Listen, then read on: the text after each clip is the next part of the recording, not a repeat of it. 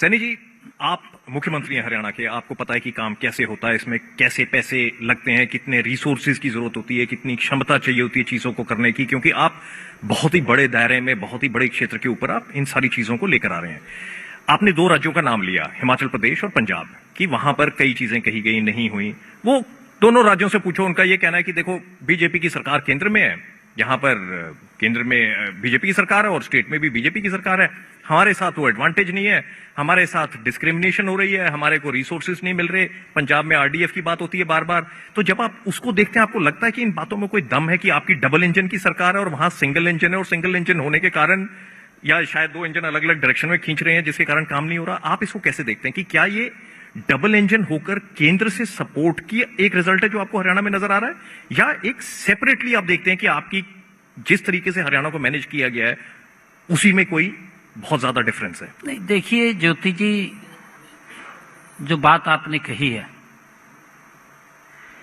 क्योंकि मैंने आपको एक शब्द कहा था पहले कि लोग दुष्प्रचार करते हैं, झूठ बोलते हैं, क्योंकि ये सिस्टम है एक। उस सिस्टम के अंदर जितना पैसा मेरे को आ रहा है उतना पैसा हिमाचल को भी जा रहा है, उतना पैसा पंजाब को भी जा रहा है, कोई भेदभाव नहीं है। मोदी जी के नेतृत्व में तो भेदभाव का सवाल ही नहीं उठ सकता। वो कहते नहीं आ रहा। कांग्रेस के समय के अंदर भेदभाव होता था, आपके सामने है ज्योति जी। देश का अगर प्रधानमंत्री की गद्दी के ऊपर बैठा हुआ व्यक्ति एक शब्द कहे कि इस देश के संसाधनों पर सबसे पहला अधिकार अल्पसंख्यक का है, दुर्भाग्यपूर्ण है ज्योति जी। नरेंद्र मोदी जी कोई भी योजना लेकर के आए हैं, देश के 140 करोड़ लोगों के लिए लेकर के आए हैं। आयुष्मान भारत, किसी से कोई भेदभाव नहीं।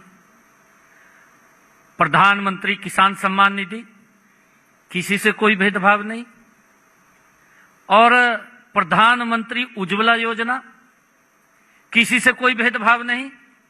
प्रधानमंत्री आवास योजना, किसी से कोई भेदभाव नहीं।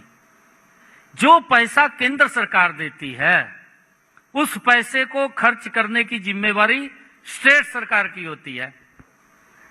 ये पैसा तो ले लिया, खर्च करया नहीं, मोदी को गाली दे रहे, भेदभाव कर रहा। भाई भेदभाव कहां से कर रहा? आप मोदी जी की जो पैसा जिस पर्पज के लिए वो दे रहे हैं उस पर्पज को आप पूरा नहीं कर रहे हैं, आप उसको कहीं और खर्च कर रहे हैं। वो भ्रष्टाचार की भेंट चढ़ रहा है, वो कहीं गलत रास्ते के ऊपर जा रहा है। लोग जो सोच रहे हैं उसके अनुरूप खर्च नहीं हो रहा।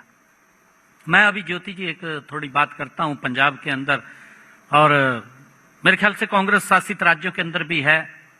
प्रधानमंत्री जी ने आयुष्मान योजना चलाई। आयुष्मान योजना गरीब व्यक्ति के लिए एक संबल का काम करती है,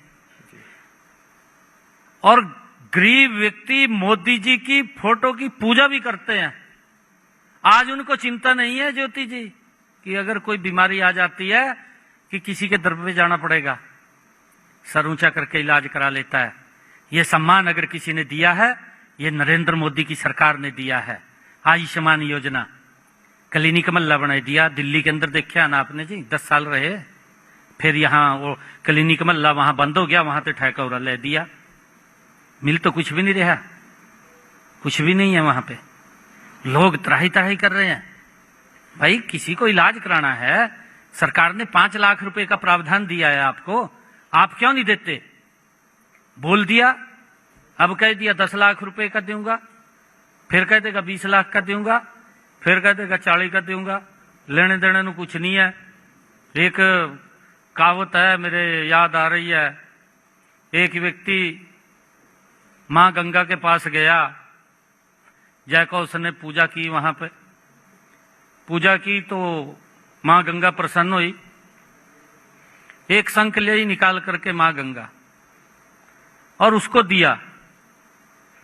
उसको कहा कि ये शंख ले जा, जो भी तू इससे मांगेगा वो आपको मिलेगा। एक और बात कही मां गंगा ने भी, अगर ये शंख कहीं गुम गया तो फिर नहीं मिलेगा, और एक ही है। मां गंगा ने वो शंख उसको दिया, वो लेकर के आया, वो रास्ते में आ रहा था, रात होगी, रुक गया, कहीं पर रुका तो वहां से रुक करके उसने सोचा, सवेरे उठा भी ये शंख दिया है मां गंगा ने, पूजा करके इससे कुछ मांगते हैं। वो सुबह सुबह उठा, नहाया धोया, पूजा की, शंख निकाल करके, और उसको कहा कि मुझे 1 लाख रुपए चाहिए। शंख ने 1 लाख रुपए दे दिए निकाल का उसको। वो किसी ने देख लिया भी ये तो बहुत अच्छी चीज ले रहा, इसने इससे मांगा 1 लाख रुपए, 1 लाख रुपए काट कर दे दिया। वो शंख उसका चोरी हो गया, काट ले गया कोई। उनने सोचा भी ये तो चोरी हो गया मेरा, और वो फिर मां गंगा के चरणों में गया और मां गंगा को कहने लगा कि वो शंख चोरी हो गया। तो उसको कहा मां गंगा ने भी मैंने आपको कहा था कि एक बार मिलेगा और कोई नहीं है, परंतु एक है मेरे पास दूसरा। उसको वो शंख निकाल करके दे दिया कि इससे जो भी तू मांगेगा ये कहेगा, आप अगर इससे कहेंगे कि 5 लाख दो, ये कहेगा 10 ले ले। अगर आप 10 मांगेंगे तो कहेगा 20 ले ले, पर लेने देने में कुछ नहीं होगा कहा। ये शंख कांग्रेस और आम आदमी के पास है। जो जनता ने शंख इनको दिया था तो चोरी कर लिया ना ने। अब तो कुछ नहीं है, अब तो लोग बोलते हैं कि 5 चाहिए, कहा 10 ले ले।